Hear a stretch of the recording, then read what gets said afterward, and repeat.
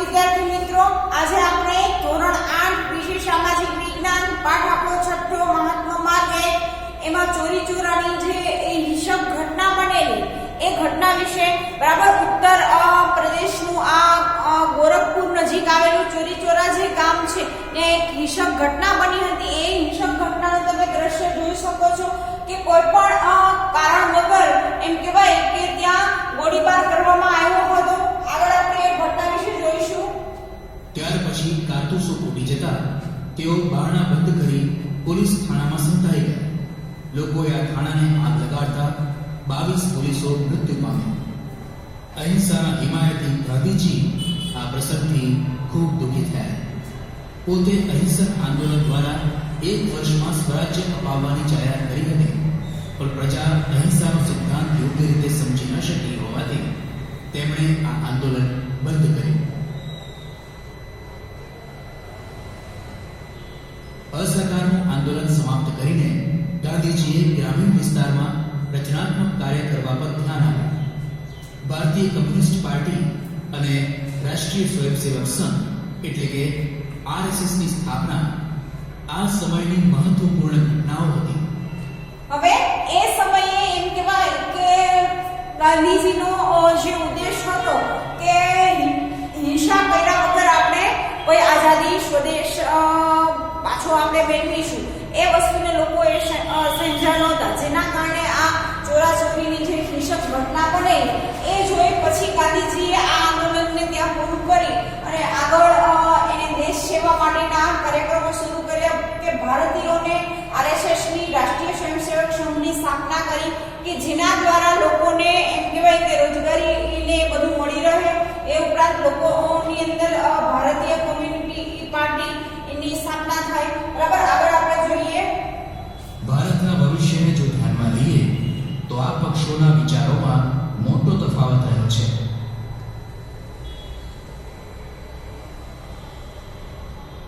પ્રવૃત્તિ: માની લો કે વર્ષ 1920 ચાલી રહ્યું છે। તમે સરકારી સ્કૂલના વિદ્યાર્થી છો। અસહકારના આંદોલનમાં જોડાવા માટેનું આહવાન આપતું એક પોસ્ટર બનાવો। હવે આપણે 1920 ની અંદર આપણે ખબર જ છે કે ભાઈ એ સાલ જતી રહી છે, છતાં પણ આપણે એવું ફીલ કરવાનું કે ભાઈ 1920 ની અંદર છીએ અને આપણે અસહકારના આંદોલનની અંદર ભાગ લેવો છે। બરાબર, તો આ ભાગ લેવા માટે આપણે કેવા પોસ્ટર બનાવીશું? બરાબર, આ એમ કહેવાય કે પ્રવૃત્તિ પણ તમે ઘરે કરી શકો છો। ભાઈ કેવું તમે પોસ્ટર બનાવીને લાવશો જેના કારણે લોકોમાં જાગૃતિ આવે કે ભાઈ આ આંદોલન સાથે આપણે જોડાઈ અને સહયોગ આપીએ। આગળ જોઈએ। આટલું જાણ જનતાના માનસ પર ગાંધીજીની તસવીર। આસામમાં ગાંધી મહારાજ કી જયના નારા લગાવીને ચાના બગીચાના મજૂરોએ પોતાનું વેતન વધારવા માંગ શરૂ કરી। ઘણા બધા અસમિયા ગીતોમાં કૃષ્ણની જગ્યાએ ગાંધી રાજનું યશગાન થવા લાગ્યું હતું।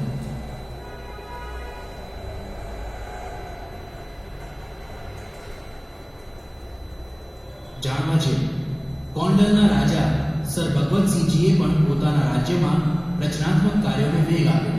હવે આપણા ગુજરાતની અંદર ગોંડલ શહેર આવેલું છે। એ શહેરની અંદર એ સમયે ભગવતસિંહજી બાપુનું એમ કહેવાય કોઈ રાજ ચાલતું હતું।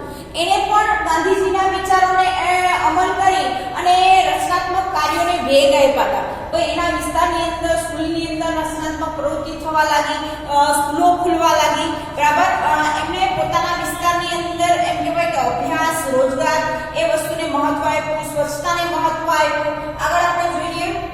તેમણે કન્યા કેળવણીને ઉત્તેજન આપ્યું તથા પ્રાથમિક શિક્ષણ ફરજિયાત કર્યું। તેમણે કન્યા કેળવણીને ઉત્તેજન આપ્યું એટલે કે એ સમયે છોકરીઓને અભ્યાસ માટે મોકલવામાં નહોતી આવતી। ભાઈ લોકોમાં જાગૃતિ ઉત્પન્ન કરી કે ભાઈ છોકરીઓને પણ ભણવાનો હક છે, અધિકાર છે, એને પણ શિક્ષણ મેળવવાનો હક છે। એને ઉત્તેજન આપી અને પ્રાથમિક શિક્ષણ છે ધોરણ 1 થી 7 નું જે પ્રાથમિક શિક્ષણ છે એ લેવું દરેકે ફરજિયાત છે।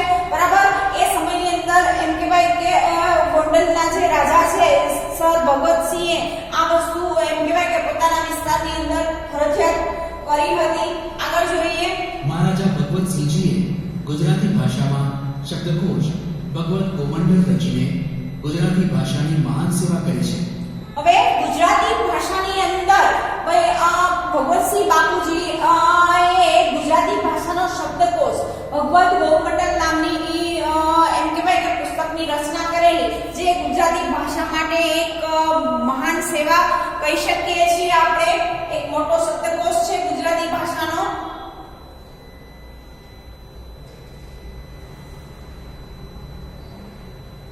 સાયમન કમિશન ભારત અંગેની નીતિઓમાં સુધારણા કરવા સરકારે ઈસવીસન 1927ના નવેમ્બર માસમાં સર જ્હોન સાયમનના અધ્યક્ષપદ હેઠળ એક કમિશન નીમ્યું, જેના 7 સભ્યોમાંથી એક પણ સભ્ય ભારતીય ન હતો.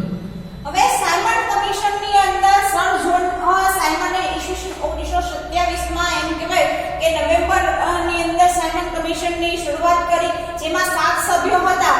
એ 7 ની અંદર ભારતનો એક પણ સભ્ય હતો નહીં. બરાબર. આગળ આપણે જોઈએ.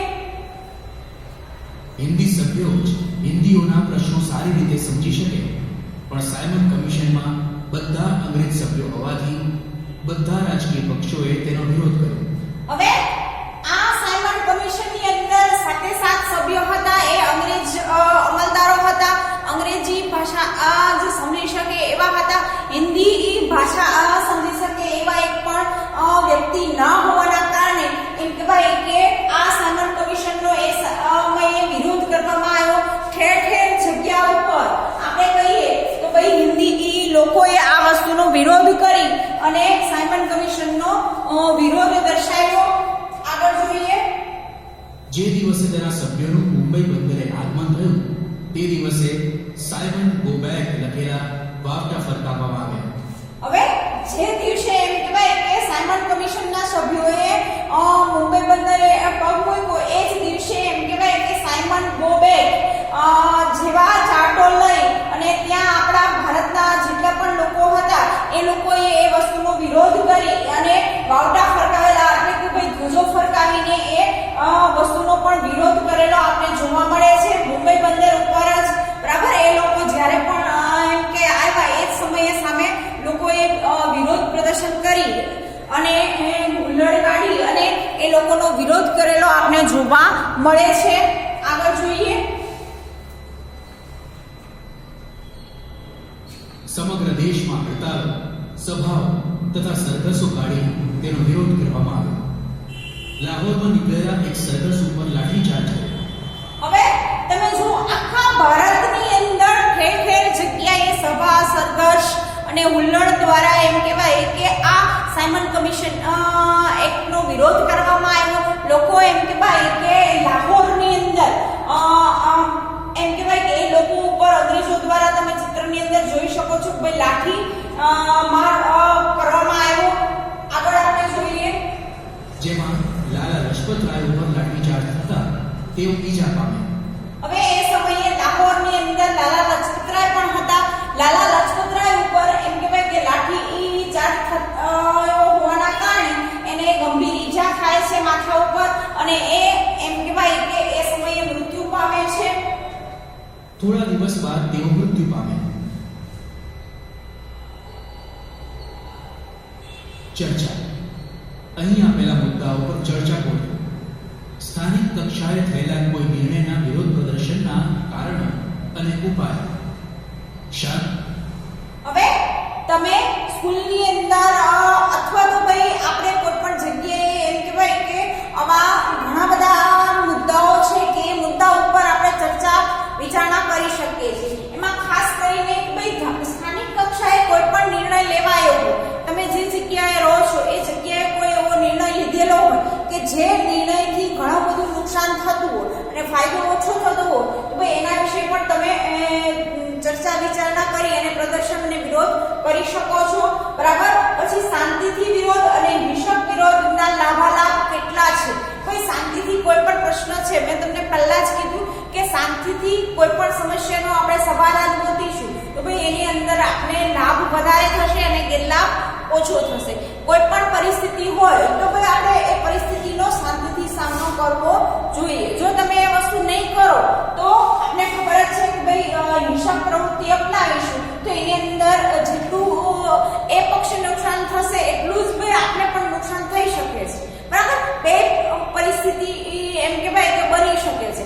એટલા માટે આપણે કોઈ પણ સમસ્યા છે તો એ સમસ્યાને દૂર કરવા માટે આપણે હંમેશા શાંતિથી એમ કહેવાય કે વિચારણા કરી અને પછી પગલાં લેવા જોઈએ. આપણે ખબર જ છે કે ભાઈ ગાંધીજી હંમેશા શાંતિને વધારે માનતા હતા કે ભાઈ શાંતિથી કોઈ પણ સમસ્યા ટળી શકે છે.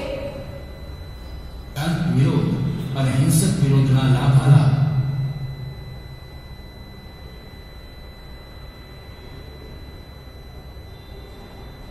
બારડોલી સત્યાગ્રહ.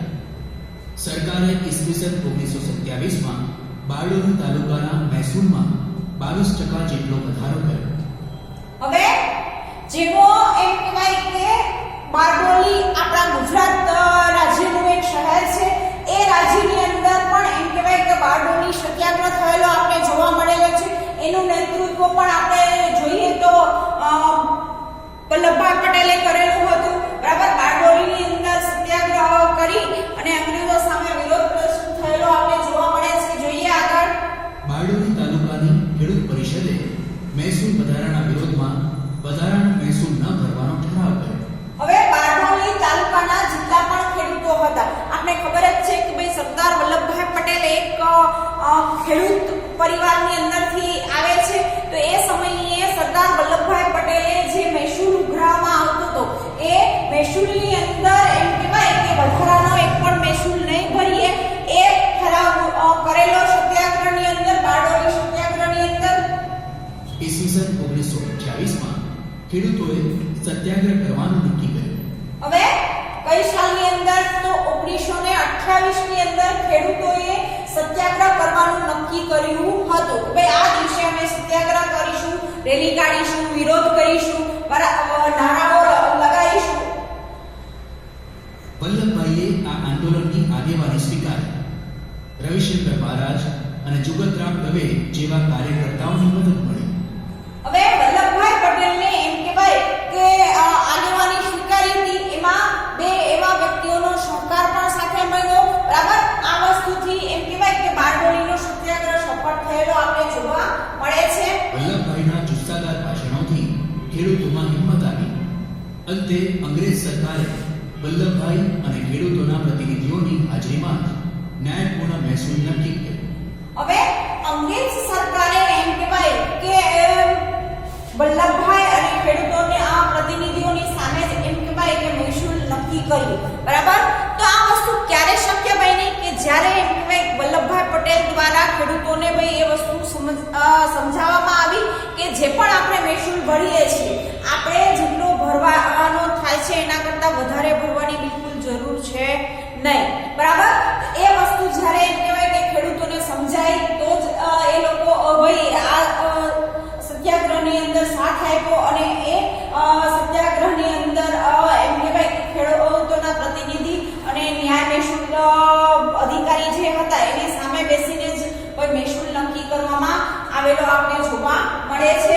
આગળ આપણે જોઈશું. બારડોલી સત્યાગ્રહ દેશભરના ખેડૂતો માટે પ્રેરણારૂપ બન્યો.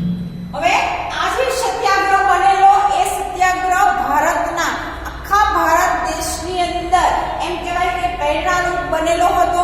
લોકોને પ્રેરણા મળી કે ભાઈ આપણે આ પણ વસ્તુ કરી શકીએ છીએ. સત્યાગ્રહ દ્વારા આપણી હક હિસ્સો જે છે એ મેળવી શકીશું. ભાઈ શાંતિથી કોઈ પણ વસ્તુ કરી, બરાબર. સત્યાગ્રહ એટલે કે ભાઈ શાંતિથી આપણે કોઈ પણ વિરોધ છે એ દર્શાવીશું તો ભાઈ એ આપણા હકનું આપણે મળી શકશે. ખેડૂતો તથા અન્ય પ્રજાના ઉત્સાહમાં ખૂબ વધારો થયો. વલ્લભભાઈ આ લડતથી ભારતના લોકલાડીલા નેતા બન્યા. હવે આ સત્યાગ્રહ પછી એમ કહેવાય કે ભારતના લોકલાડીલા નેતા તરીકેનું બિરુદ એમ કહેવાય કે વલ્લભભાઈ પટેલને મળે છે. બીજા કયા નામથી આપણે ઓળખીએ છીએ? તો ભાઈ એક લોખંડી પુરુષ તરીકે પણ એને આપણે બિરદાવેલા છે. એક લોખંડી પુરુષ તરીકે પણ વલ્લભભાઈ પટેલને આપણે ઓળખીએ છીએ. તેમને પ્રજાએ સરદારનું બિરુદ આપ્યું. સરદાર પટેલે 1945 થી 47 ના સમયે આઝાદી માટેના વાર્તાલાપમાં મહત્વની ભૂમિકા નિભાવી હતી. હવે સરદાર પટેલે 1945 થી 1947 નો જે સમયગાળો છે એ સમયગાળાની અંદર આઝાદી માટે ઘણા બધા વાર્તાલાપો શરૂ કર્યા હતા અને એની અંદર મોટી સારી એવી ભૂમિકાઓ ભજવી હતી. બરાબર, વાર્તાલાપ કરવો એટલે કે ભાઈ લોકોને એ સમયના રાજા મહારાજાઓ હતા, જે એમ કહેવાય કે અગ્રણીય વ્યક્તિઓ હતા, એની સાથે વાતચીત કરી અને એમ કહેવાય કે આ આઝાદીની લડતની અંદર તમે પણ જોડાવ તો જ ભાઈ આપણે અંગ્રેજો સામે લડી શકીશું એ વસ્તુ લોકોમાં સમજ આપી અને એની અંદર પણ ભાઈ વલ્લભભાઈ પટેલને ખૂબ જ સફળતા મળે છે. આગળ આપણે જોઈએ 1918 પછી સ્વતંત્રતા આંદોલનમાં પ્રથમ હરોળમાં રહેનારા પટેલ 1931માં કોંગ્રેસના અધ્યક્ષ પણ હતા. હવે 1931માં કોંગ્રેસના અધ્યક્ષ પદે પણ સરદાર વલ્લભભાઈ પટેલે સ્થાન ધરાવેલું અને 1918 પછી સ્વતંત્રતાના આંદોલન જેટલા પણ થયા એની પ્રથમ હરોળમાં એમ કહેવાય કે સરદાર પટેલ હતા એવું આપણે કહી શકીએ છીએ. બરાબર, સ્વતંત્રતા માટે જેટલા પણ આંદોલનો થયા એ આંદોલનની અંદર એમનો પણ એટલો જ સહયોગ આપને જોવા મળે છે.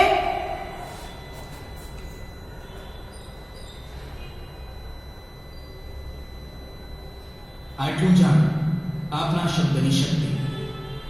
સત્ય માટેનો આગ્રહ એટલે સત્યાગ્રહ. હવે આપણા શબ્દોની કેટલી શક્તિ છે એ વસ્તુ અહીંયા સ્પષ્ટ કરેલી છે.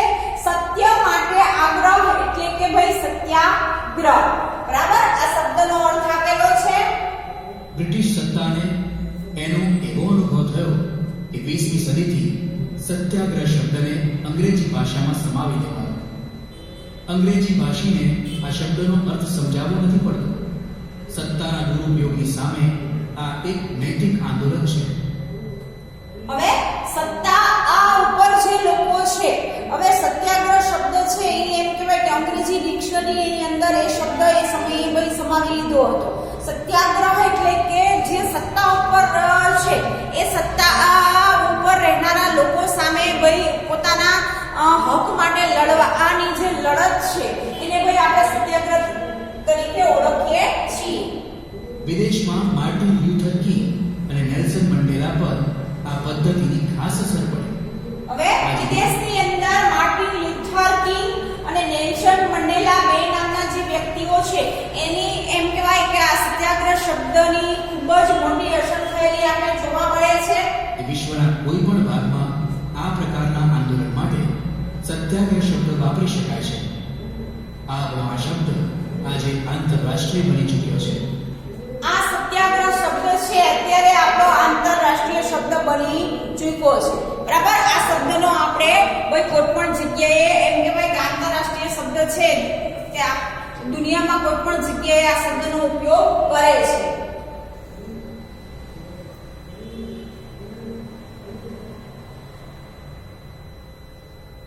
નહેરુ અહેવાલ 1928 ભારતના બધા રાજકીય પક્ષોના પ્રતિનિધિઓની બનેલી એક સર્વપક્ષીય પરિષદ ફેબ્રુઆરી 1928માં દિલ્હી ખાતે મળી. ભારતનું બંધારણ ઘડવા મોતીલાલ નહેરુના અધ્યક્ષપદે એક સમિતિ નિમી. શ્રી મોતીલાલ નહેરુની કમિટીએ એક વિશિષ્ટ પ્રકારના બંધારણની રૂપરેખા તૈયાર કરી, જે નહેરુ અહેવાલ તરીકે ભારતના ઇતિહાસમાં સુપ્રસિદ્ધ બન્યો.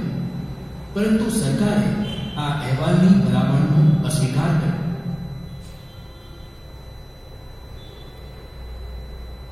પૂર્ણ સ્વરાજનો ઠરાવ 1929. સાયમન કમિશનથી ગાંધીજી સહિત કોંગ્રેસના સૌ નેતાઓને ખાતરી થઈ ગઈ કે બ્રિટિશ સરકાર હિંદને કાંઈ પણ નક્કર આપવા માંગતી નથી. તેથી સ્વરાજ્ય પ્રાપ્તિ માટે હવે સત્યાગ્રહ પ્રકારનું આંદોલન શરૂ કરવા સિવાય અન્ય કોઈ વિકલ્પ હતો નહીં. નવી યુવા પેઢીના લોકપ્રિય નેતાઓ સુભાષચંદ્ર બોઝ, જવાહરલાલ નહેરુ અને સત્યમૂર્તિએ પણ પૂર્ણ સ્વરાજની કરેલી બુલંદ માંગણીથી દેશભરમાં એક નવું ચૈતન્ય આવ્યું હતું. હવે એ સમયે પૂર્ણ સ્વરાજ મેળવવા માટે યુવા વ્યક્તિઓ કોણ હતા? તો એની અંદર સુભાષચંદ્ર બોઝ, જવાહરલાલ નહેરુ, સત્યમૂર્તિ આવા વ્યક્તિઓનો પણ આપણે સહકાર મળ્યો છે.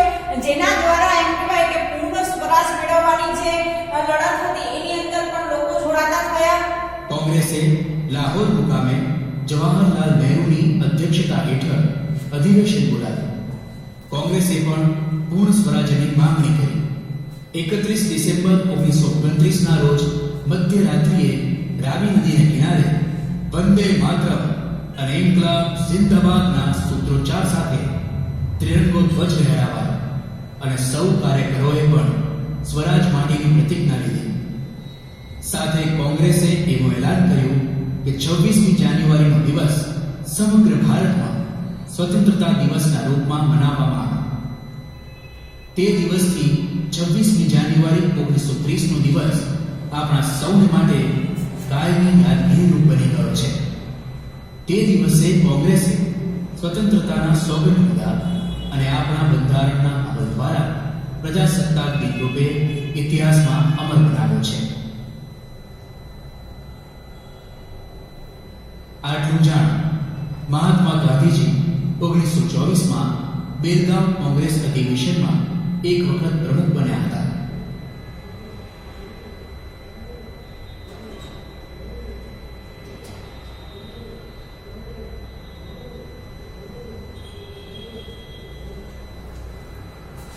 વિદ્યાર્થી મિત્રો, અહીંયા આપણો આ પાઠ પૂરો થાય છે. આ પાઠની અંદર એમ કહેવાય કે આપણે સ્વરાજ કઈ રીતે મળેલું, આપણે અંગ્રેજોની ગુલામીમાંથી કઈ રીતે આઝાદ થયા, એ બધી જ વસ્તુઓ આ પાઠમાં દરેક સત્યાગ્રહની વિગતવાર આપણે ચર્ચા કરેલી છે.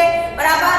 આ એકવાર ઘરે પ્રયત્ન તમે કરજો કે જેના દ્વારા તમને ખ્યાલ આવશે કે એ સમયે આપણે જે લોકો હતા એને ઘણા બધા કષ્ટો બેઠા છે, જેના કારણે આપણે અત્યારે સ્વતંત્ર એમ કહેવાય કે થયેલા આપણે આઝાદીથી ફરી શકીએ છીએ, રહી શકીએ છીએ.